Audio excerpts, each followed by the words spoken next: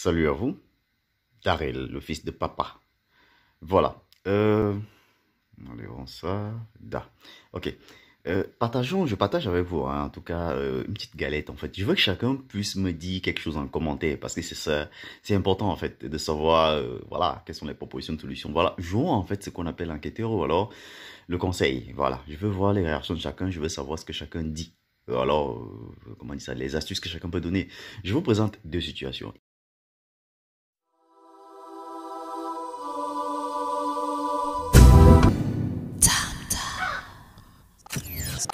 Imaginez un homme venant d'une famille aisée, dont on n'a rien refusé, et qui n'a pas, entre guillemets, transpiré pour pouvoir faire ses études, gagner son, pas gagner son pain, manger au quotidien, se faire plaisir, et tout ça là.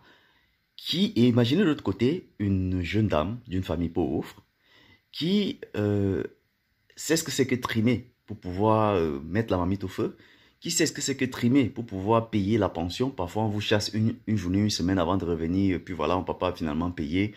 Laissons les cas alcooliques et tout ça là, non-travail et autres. On prend juste le milieu.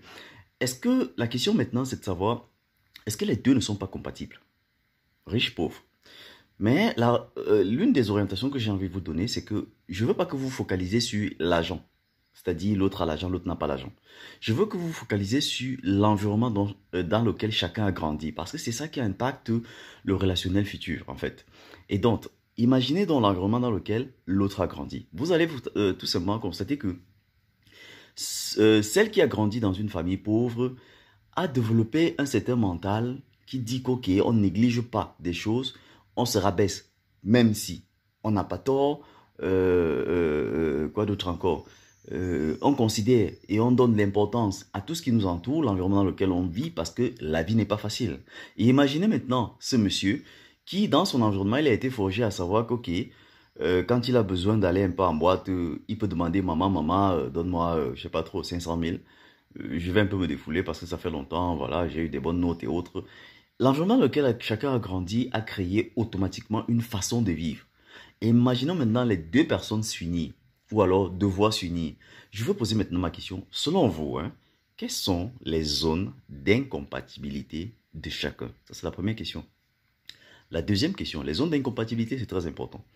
Qu'est-ce qui peut favoriser l'incompatibilité entre les deux? Et maintenant, la deuxième question, c'est qu'est-ce que chacun doit oublier ou faire fi de son côté, bien sûr, suivant le milieu ou alors le comportement adopté, comment pris depuis sa naissance et là où il a grandi, son environnement.